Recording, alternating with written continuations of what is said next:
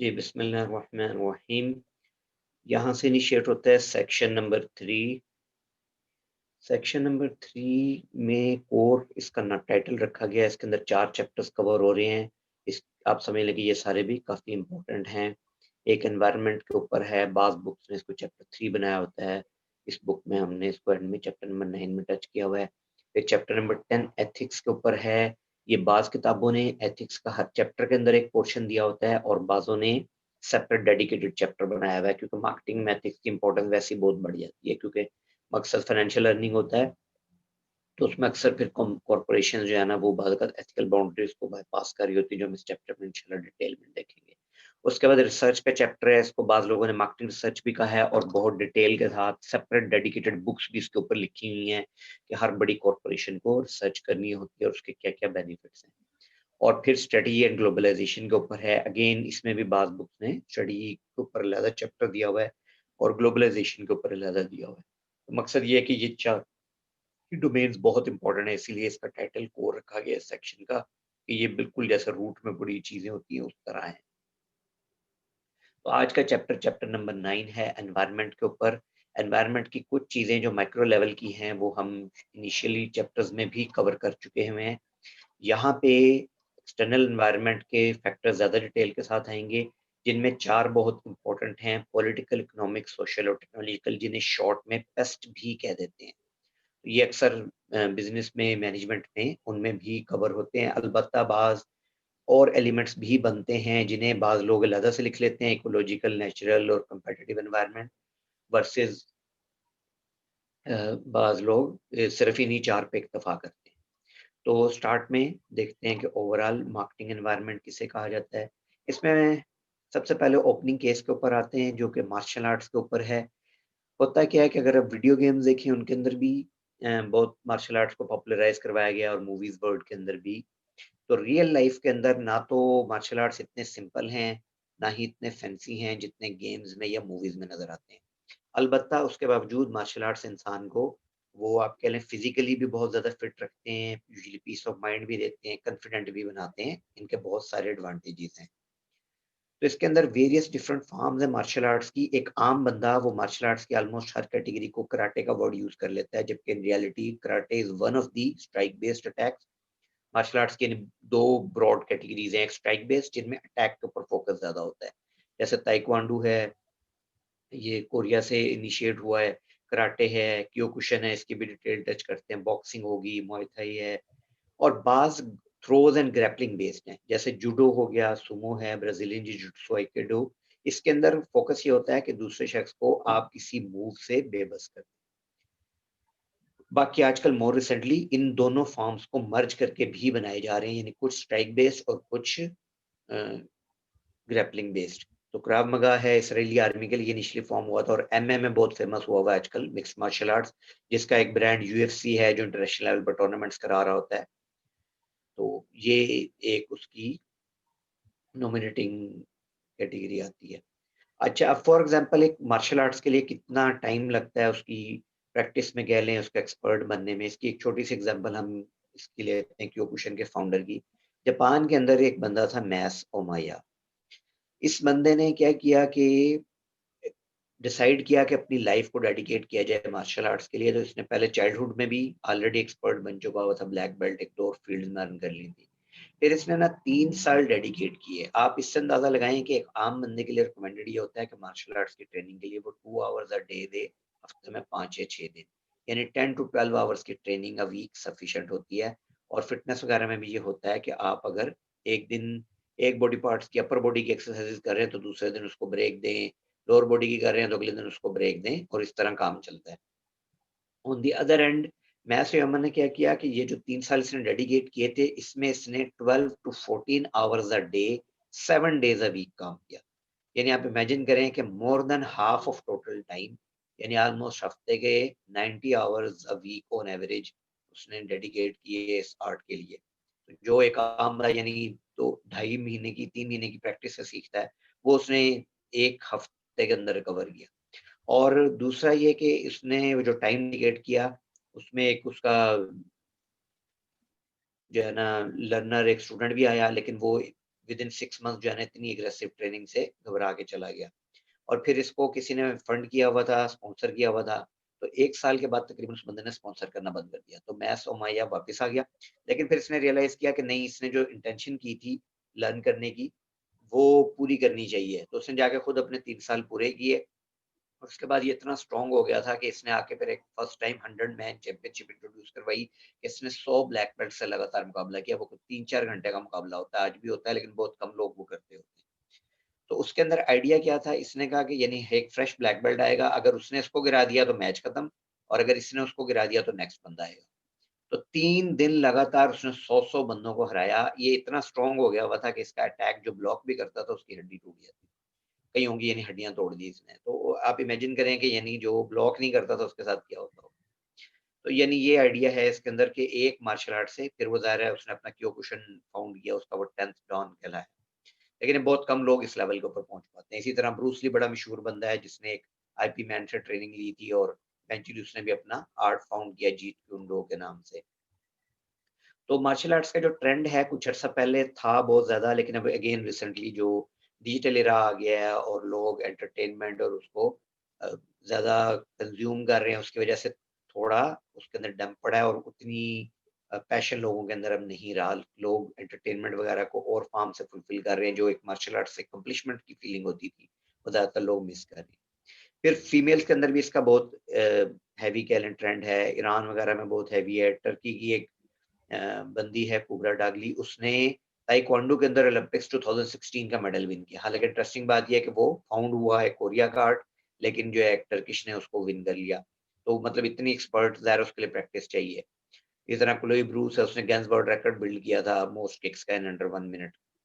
तो इस तरह यानी वेरियस डिफरेंट उसके अंदर भी स्प्रेड हुई हैं और इंटरेस्टिंग आर्ट है, यानी फीमेल प्रैक्टिशनर्स भी मिल जाती हैं इसमें फीमेल के लिए।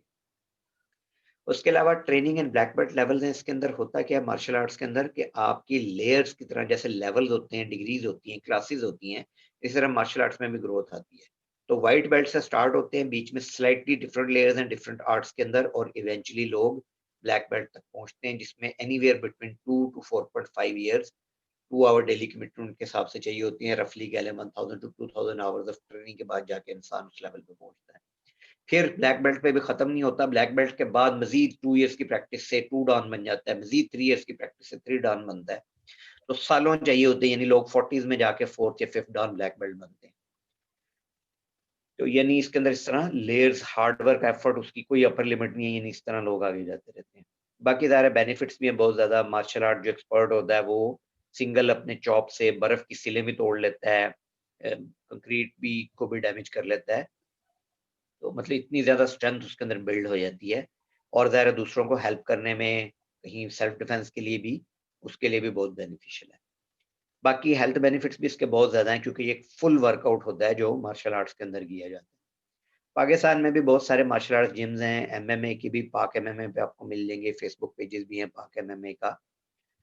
तो इसी तरह यहाँ लाहौर के अंदर भी वेरियस डिफरेंट जिम्स हैं, ये सॉरी मार्शल आर्ट सेंटर्स भी हैं, और ऑब्वियसली अदर फिटनेस क्लब्स भी हैं। शिटोरियो क्लब मार्शल आर्ट सेंटर है, क्यूशन का भी एक डोजो फाउंडेशन है, और इसी तरह फिटनेस क्लब्स बहुत सारे हैं, synergy, chef, Lahore Gymkhana, structural fitness, am fit.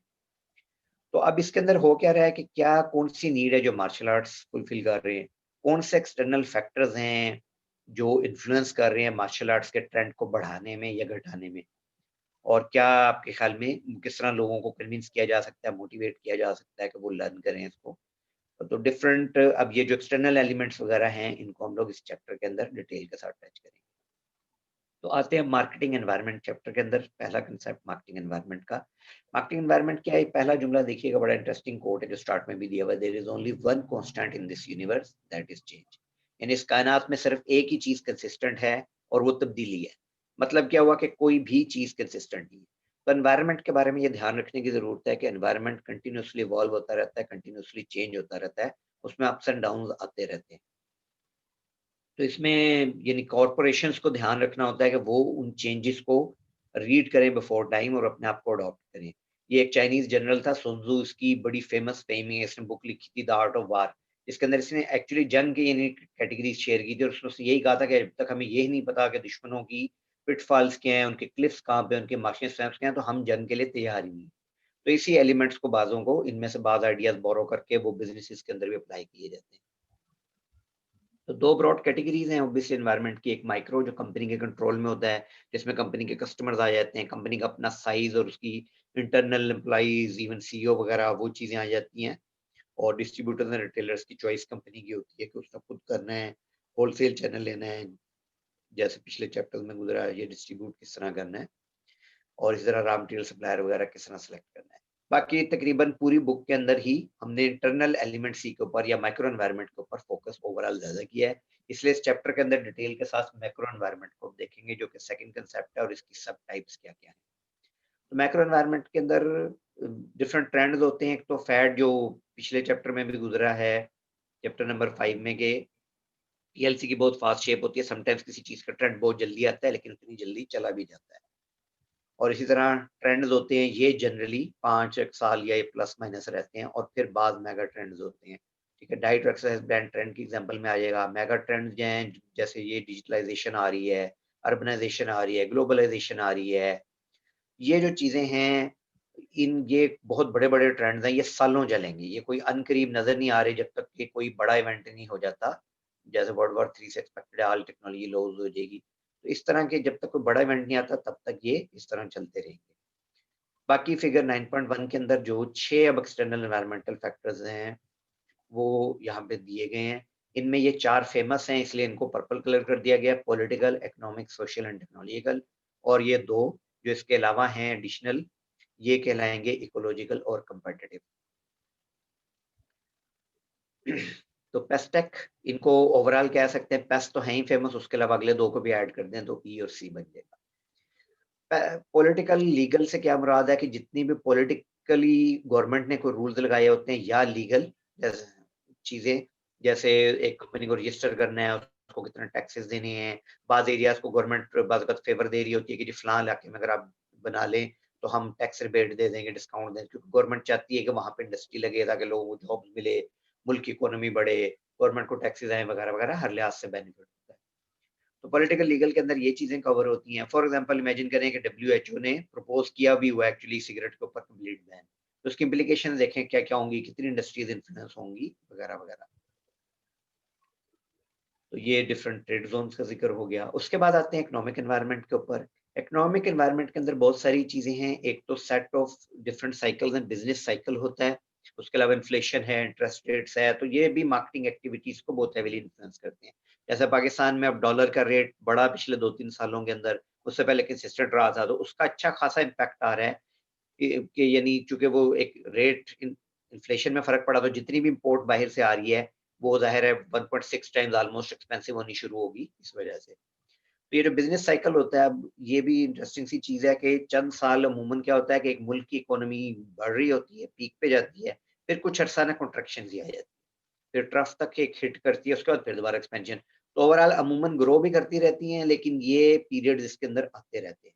तो इनका इम्पैक्ट रहता है डिफरेंट। एक्सपेंशन पीरियड है, ज़ाहिर है उसमें ग्रोथ आ रही होती है, नंबर ऑफ कस्टमर बढ़ रहे होते हैं, कंपनी इसके लिए इन्वेस्टमेंट लॉजिकल होती है। जब पीक पे पहुँचती है तो उसके बाद आपको बस कॉशियस रहना पड़ता है कि आगे क्या सिचुएशन होगी। जब ट्रफ पे होती है, उन दिनों में कस्टमर बिल्कुल भी स्पेंडिंग नहीं कर रहा होता या ना होने के बराबर। सिर्फ जो है ना इम्पोर्टेंट आइटम्स ले रहा होता है।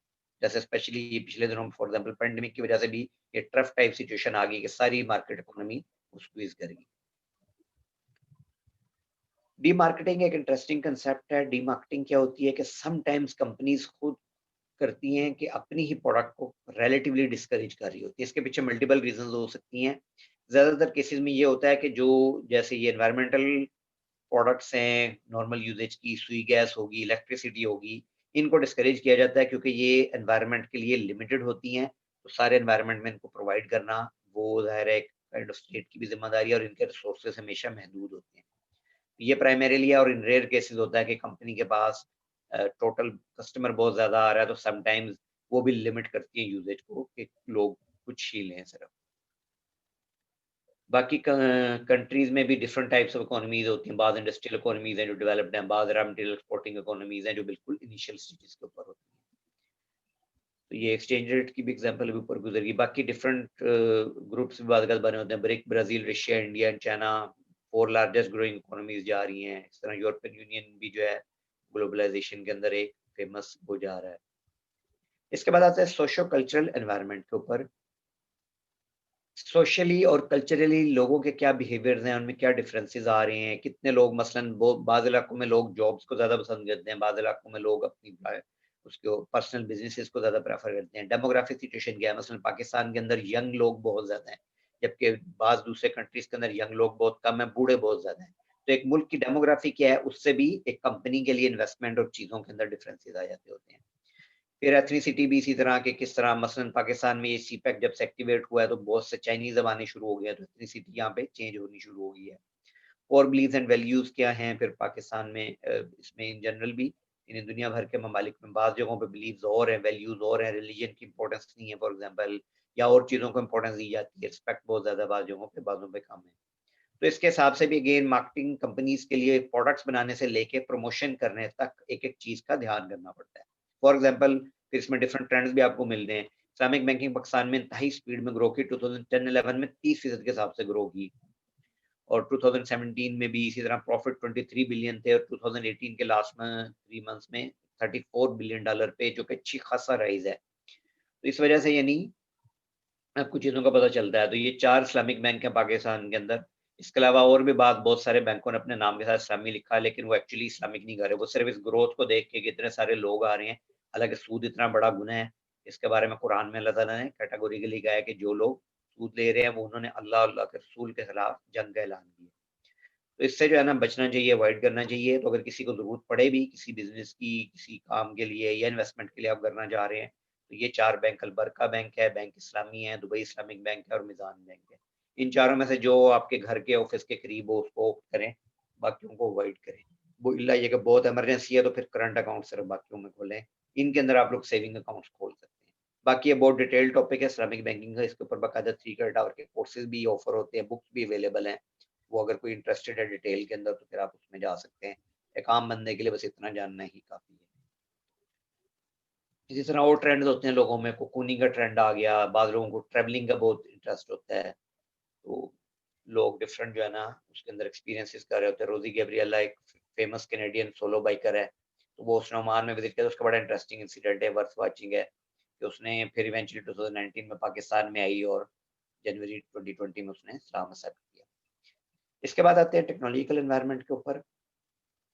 टेक्नोलॉजी आप समझ लें कि one of the most dramatic forces है। एक रिलीजन है जो सबसे ज़्यादा लोगों को चेंज करता है और दूसरी चीज़ टेक्नोलॉजी है जिसने हद से ज़्यादा इंसानी लाइफ़स्टाइल को इन्फ्लुएंस करके रख दिया है।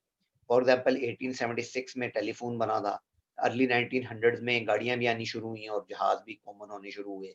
1930 में टीवी आया, मिड 70s में कंप्यूटर्स बनने शुरू हुए।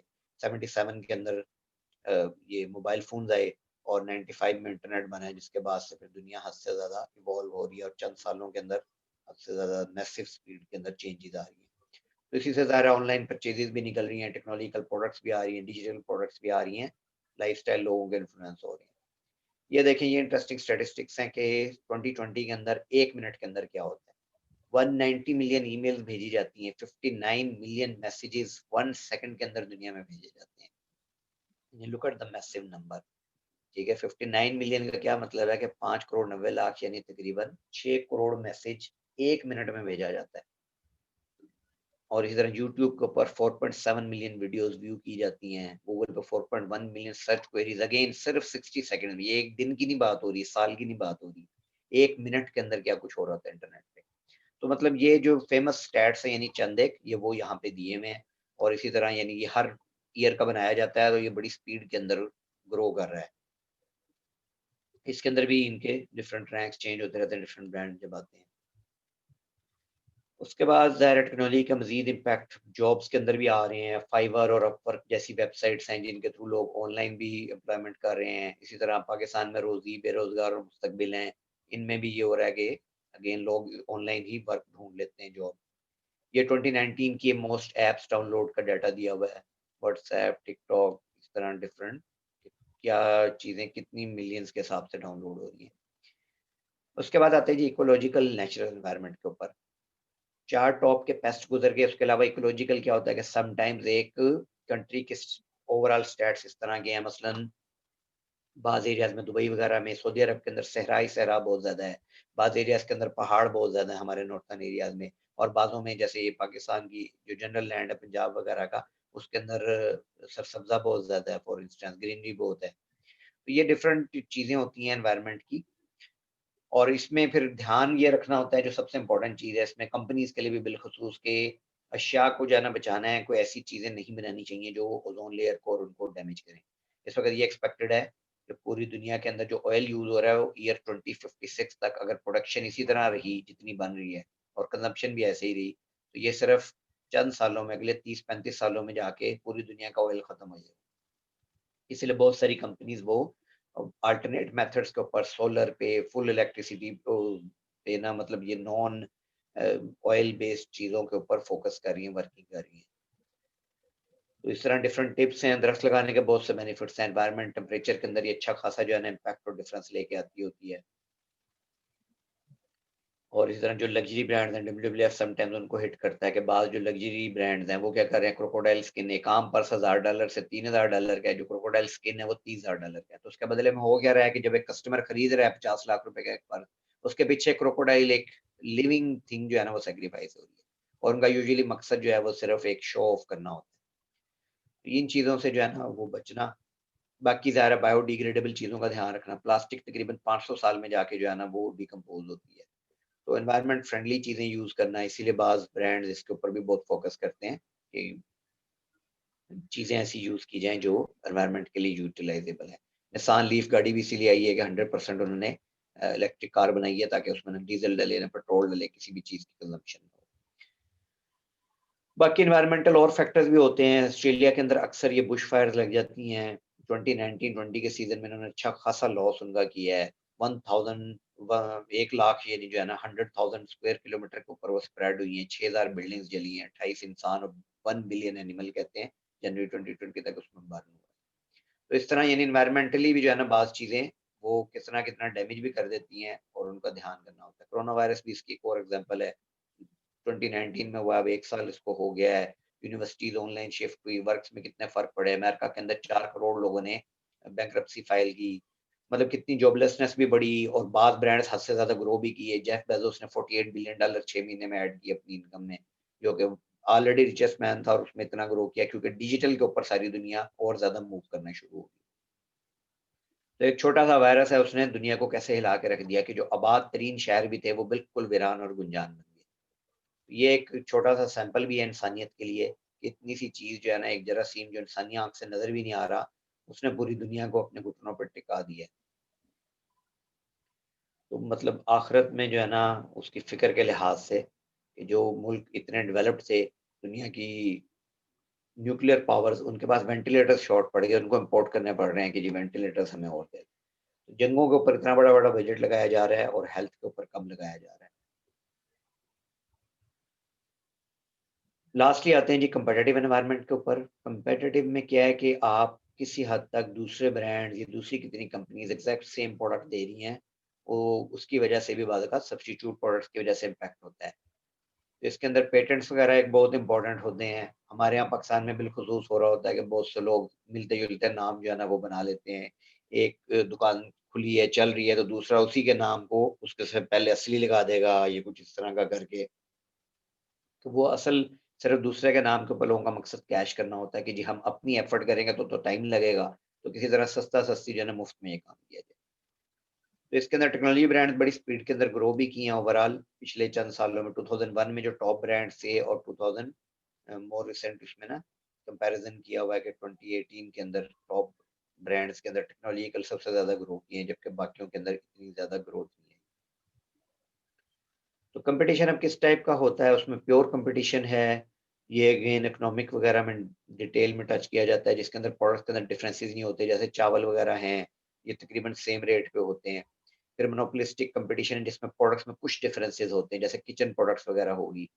फिर ओलिगोपोली है, जब किसी एक इंडस्ट्री के अंदर सिर्फ 3-4 बड़े-बड़ी कंपनीज़ हों और वो ऑपरेट कर रही हों। तो गाड़ियों में हमारे यहाँ है जिस तरह किसी हद तक, और पीसी इंडस्ट्री के अंदर है कि 4-5 बड़े ब्रांड्स हैं, वो ही पूरी दुनिया को मूव कर रहे हैं। और फाइनली मोनोपोली होती है, जिसमें सिर्फ एक कंपनी या ब्रांड कुछ प्रोवाइड कर रहा हो। तो कुछ स्टेट ओन्ड भी इसकी एग्जांपल बनती हैं, बल्कि शायद ये इसमें किसी हद तक माइक्रोसॉफ्ट की जो प्रोडक्ट्स हैं, एडोबी की जो प्रोडक्ट्स हैं, वो भी काफ़ी हद तक मोनोपोलाइज़ कर रही हैं, क्योंकि उनके कंपटीशन में करीब में एज़ इट इज़ कोई और ब्रांड नहीं आता। तो माइकल पोर्टर की जो 5 फोर्सेस हैं अपस्केल इंडस्ट्री की, ये एक हार्वर्ड के प्रोफेसर थे, इन्होंने बुक भी लिखी है। इन्होंने 5 फोर्सेस क्या है जो इंडस्ट्री को शेप करती हैं। तो ये भी काफ़ी स्टडी की बुक्स में मिलेंगी आपको, बिज़नेस स्टडी वगैरह में। यहाँ पे हम लोग ब्रीफली टच कर लेते हैं कि क्या 5 एलिमेंट्स हैं। एक होती है राइवलरी अमंग एक्जिस्टिंग फर्म्स, कि उनका आपस में कितना स्ट्रॉन्ग कॉम्पिटिशन जा रहा है। जैसे सॉफ्ट ड्रिंक्स में काफ़ी एग्रेसिव जा रहा होता है, आइसक्रीम्स में किसी हद तक, बाद इंडस्ट्रीज में इतना हेवीली नहीं होता। थ्रेट ऑफ न्यू एंट्रेंट्स क्या है? इसमें ये होता है कि नई कंपनी कितनी आसानी से आ सकती है। तो नेचुरली ये होता है कि यूजुअली जिन इंडस्ट्रीज के अंदर स्किल सेट और फाइनेंशियल ज़्यादा चाहिए होता है, उनके अंदर न्यू एंट्रेंट्स कम आते हैं, मुश्किल से आते हैं। और जिन इंडस्ट्रीज के अंदर एंट्री कम पैसों से हो जाती है, जैसे आया था सुनने में आज से कुछ अर्सा पहले कि पानी का जो एक प्लांट है वो चंद करोड़, पता नहीं 2-3 करोड़ रुपए में लग जाता है।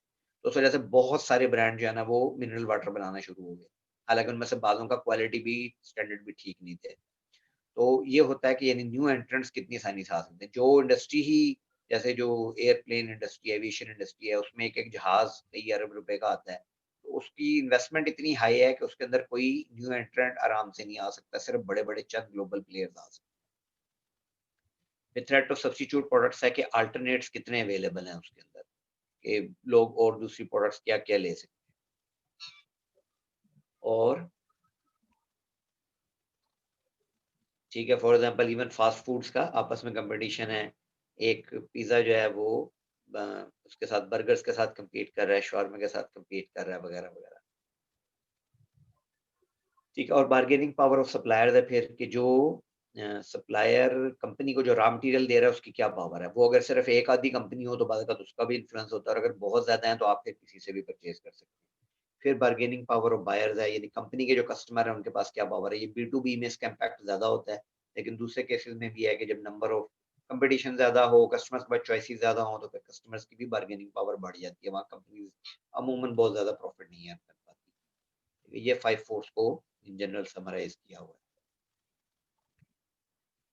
तो इसी में कंपेटिटिव एडवांटेज एक टर्म यूज़ की है। ये कंपेटिटिव एडवांटेज क्या होता है कि जो आपको आपकी कंपीटिंग फर्म्स हैं उनके ऊपर एडवांटेज क्या है। इसमें 2 ब्रॉड कैटेगरीज़ होती हैं, एक लो कॉस्ट लीडरशिप, यानी आप उसमें सस्ते के ऊपर फोकस करते हैं कि सस्ती से सस्ती चीज़ बनाई जाए और उसके थ्रू ज़्यादा से जो है ना प्रॉफिट अर्न किया जाए। दूसरी ऑप्शन डिफरेंशिएशन होती है कि आप डिफरेंशिएट करें अपनी प्रोडक्ट को, जिसमें आप सिंपली कह लें कि यानी क्वालिटी किसी न किसी एंगल से बेहतर हो या प्रोडक्ट बेहतर हो। पैनासोनिक ने टफ बुक जो है ना वो लैपटॉप्स लॉन्च किए थे। ये स्पेसिफिकली इतने मजबूत बनाए गए थे कि इंडस्ट्री वगैरह में एक्सट्रीम कंडीशन में, एक्सट्रीम टेम्परेचर वगैरह में रफ हैंडलिंग को एंड्योर कर सकें। स्पिल्स वगैरह चाय कॉफी भी गिर जाए तो डैमेज नहीं होंगे। इसी तरह Hyundai जब पाकिस्तान में उसने अपना सेंट्रो ब्रांड लॉन्च किया था, तो उसने एम्फसाइज किया था कि ट्रंक स्पेस बहुत ज्यादा है, क्योंकि बाकी हैचबैक कार्स में बिल्कुल भी स्पेस नहीं थी। इसी तरह सर्विस डिफरेंशिएशन, के कोई आप सर्विस एलिमेंट बेहतर दे दें, ये एक तरीका होता है डिफरेंशिएट करने का। चैनल डिफरेंशिएशन, यानी आप डिस्ट्रीब्यूट किसी बेहतर तरीके से करें। और पीपल डिफरेंशिएशन, बात करता है आपके अपने एम्प्लॉइज बहुत पोलाइट हैं, वेल ट्रेन्ड हैं, तो आपके लोग डिफरेंट हो जाते हैं। और इमेज डिफरेंशिएशन, जब भी ब्रांड नेम आपका बन जाता है, तो आपका इमेज एक डिफरेंट बनता है कंज्यूमर के माइंड के। ठीक है, ये इंटरेस्टिंग ऐड है होंडा का, द इम्पॉसिबल ड्रीम। लिनोवो इसी तरह, फॉर एग्जांपल पीसी प्लेयर्स में इसने 2000 आईबीएम ने सेल की अपनी पीसी डिवीजन। हालांकि आईबीएम का पर्सनल कंप्यूटर ब्रांड बड़ा चला था लेट्स से 70s 80s के एरा में, लेकिन इसने सेल कर दिया लिनोवो को 2005 में। और लिनोवो इस वक्त अगले 10 सालों में वर्ल्ड नंबर 1 पीसी प्लेयर बन गया है। तो कॉपरेशन एक जो लास्ट कंसेप्ट है कंपटीशन की बजाय, इसके ऊपर भी बाज आजकल लोग बहुत फोकस कर रहे हैं। वो कहते हैं कि दूसरों को कंपटीशन देखने की बजाय आप ये देखें कि कॉम्प्लीमेंट किस तरह कर सकते हैं हम एक दूसरे को, यानी मिलजुल के, जो स्टीफन कवी ने भी अपनी बुक में लिखा है कि थिंक विन। फॉर एग्जांपल इसकी एक बड़ी इंटरेस्टिंग जो है ना चीज़ है कि आप सहाबा किराम की लाइफ से एक एग्जांपल देखें कि एक दफ़ा क्या हुआ था। कहते हैं कि एक सहाबी की लाइफ में उनकी शॉप पे जो है ना कस्टमर आया, तो उसने पूछा कि आपका फलां चीज़ है? उन्होंने कहा हाँ जी है। तो उन्होंने कहा, उसने कीमत पूछी, उन्होंने कीमत बताई, तो उसने कहा कि जी मुझे दे दें। उन्होंने कहा नहीं, आप ऐसा करें, ये अगले दुकानदार से ले लें। तो ग्राहक ने पूछा हैरत से कि जी जब इस कीमत पे मैं ये चीज़ लेने के लिए तैयार हूँ, तो आप मुझे अगले दुकानदार के पास क्यों भेज? तो उन साहब ने कहा कि देखो बात ये है कि सुबह से अब तक मेरे पास तो चंद ग्राहक आ चुके हैं, लेकिन जो मेरा अगला मुसलमान भाई है ना, उसके पास अभी तक कोई ग्राहक नहीं आया, तो मैं चाह रहा हूँ कि उसकी भी थोड़ी-सी कमाई हो। तो ये माइंडसेट है जो इस्लाम ने हमें दिया है कि अपने दूसरे मुसलमान की भी एक फ़िक्र करना उस तरह। इसके बिलमुकाबिल जो है ना बहुत सी मार्केटिंग की किताबें आप देखेंगे तो हर वक़्त कॉम्पिटिशन, कॉम्पिटिशन के वर्ड से ही जो है ना वो भरी हुई। तो हालाँकि इसमें इन्हीं चीज़ों का ध्यान रखना ज़ाहिर है जो शख़्स इतना कंसर्न्ड है वो कस्टमर को भी कभी गलत चीज़ नहीं बेचेगा जो अपने दूसरे जो बज़ाहिर कॉम्पिटिटर बन रहा है उसका इतना ध्यान कर रहा है। तो ये ओवरऑल जो 6 मैक्रो एनवायरनमेंटल फैक्टर्स हैं फिगर 9.4 में विद ब्रीफ पॉइंट्स जो है ना वो समराइज़ किए हैं। ठीक है, बाकी एनवायरनमेंट को रिस्पॉन्ड करने के डिफरेंट तरीके हैं उसमें। आप प्रोएक्टिव हो सकते हैं जो कि एक अच्छा तरीका है कि आप एक्टिवली जो है ना पहले से ही चीज़ों को देखें। एक डिलेड रिस्पॉन्स होता है और एक ये होता है कि आप बिल्कुल इग्नोर करें। तो ये ठीक नहीं होता है, इग्नोर करते हैं तो अमूमन लोग मार्केट से आउट हो जाते हैं क्योंकि आप रेज़िस्ट नहीं कर सकते हर चीज़ को। तो इंसान को फ्लेक्सिबल होना चाहिए, कंपनी को फ्लेक्सिबल होना चाहिए, एनवायरमेंटल अप्रोचेस को उस हिसाब से देख सके, उस हिसाब से अपने आप को मोल्ड कर सके। ठीक है, ये चैप्टर 9 की टर्म्स हैं।